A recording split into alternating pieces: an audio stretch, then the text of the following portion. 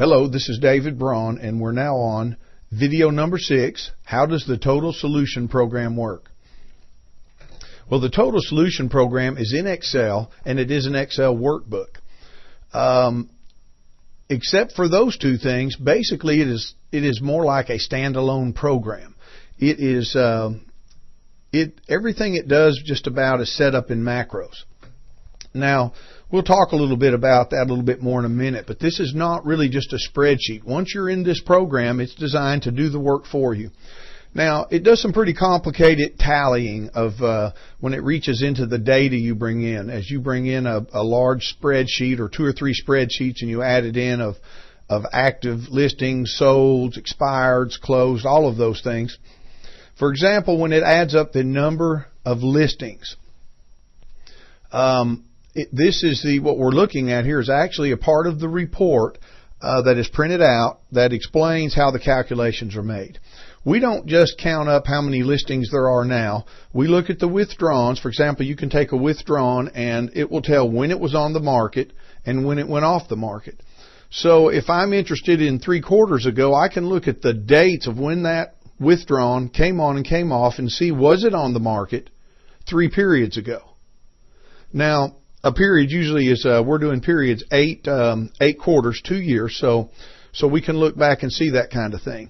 Now, we not only with the total solution know if it's been listed during that period, we actually calculate how many days it was listed during that period. We're very interested in having the total number of listings to be consistent and meaningful, especially when we go to figure out the amount of the months of housing supply. So what we're looking at really, how many listings there are should be a point in time, but the way the form's set up, it's a period. So what we find is the average number of listings that there were during a specific quarter for how many days, how many actual average number of days that listings were. Now, in addition to that, we can talk a little bit about the median sales to list price. Now, we didn't just take the median sales price that's on the form and divide it by the row that has the median list price. We actually calculate it by dividing the sales price by the list price for each individual sale in each period. Then we found the median of the ratios for each period. So you can see this is all just a little bit complicated. So how does this work? So let's just take a look at this. We have, and I know it's barely in your view, so let me scoot this over a little bit. We have a button here that says condo yes or no. Now, let's take a look. If it's condo yes, for example, it's set on yes now. When we go to the worksheet, we see that the condo section is open on the form. This is the condo section. It's ready to use. The charts are ready to fill in when the data is run. Now, if we go back over and click no to the condo analysis, now one thing let's get back to the worksheet so you can see it. Now the whole condo section is gone. It's just closed. So that's a simple explanation of what a macro can do. Instead of me having to go and unprotect the sheets and close and open things, I just let the macros do it. Now let's go look at what a macro looks like. This is the macro when we say that there is no condo or cooperative. These are lines of code. This is called a macro. Like here it says on the sheets worksheet, sheets WS, close this row and make that row equal to blank. So it clears out anything that's in the fields. In the narrative, it actually hides rows. Sheets narrative dot rows 155 to 166 hidden equals true. It hides them. So that's about as deep as we're going to get into macros, but I wanted you to see them. Now, just for my own sake, I've been working on this now. I soon have 500 hours in this project, and I was looking back and I copied all the code that I had and put them into a Word document, and then I asked the Word document to count up. I've got 11,000 words of code in this workbook. I have over 400 if statements. Now, an if statement is if this is clicked, do this. You can see an if up here. if sheet setup range. Basically, if that's clicked, then do these things. I have over 400 if statements in this.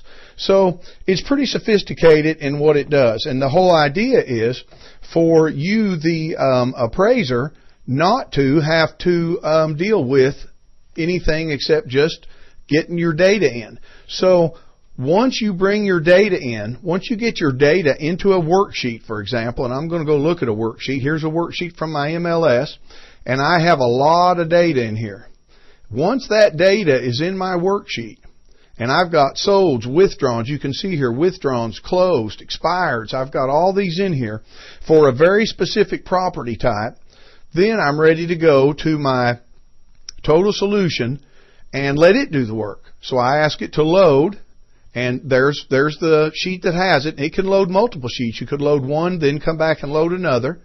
Subject data, it says, oh, you've already got some data. In this case, I don't want to add to it. That's just where I was playing with it earlier. Delete the data and put this over it. Okay, so the data has been transferred. So now I've got my data, and I don't have all my other information in, but I do have my computer fields mapped out. So now I'm ready to run for the subject market area. The tabulation is complete.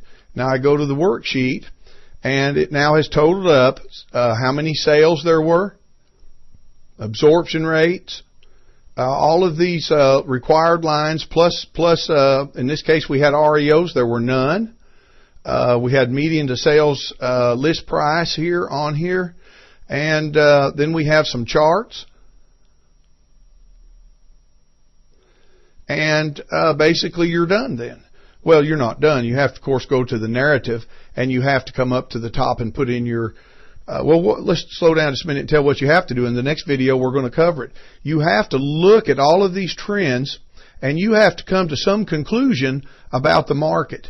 And that's what we're going to do in the next video. And once you come to those conclusions, you've got to go to the narrative sections and decide what you want to put in and fill this out. So basically, it's important for me that you know that this is not a spreadsheet per se. This is pretty well a standalone program once you get your data into an Excel sheet from the MLS. You don't really do a lot of other stuff in it. So actually this is great. You got to see what a macro was, and you got to see that obviously there's a lot of programming. Imagine the amount of if there's over 11,000, I believe I'm looking here at my notes, over 11,000 words in my code. Imagine how much code there is in your appraisal software that you use every day that does 10 times what this does. So you got a pretty good education on what goes on behind the curtains. So thanks for watching this video, and be sure to watch the next one on how to form opinions and conclusions from your analysis.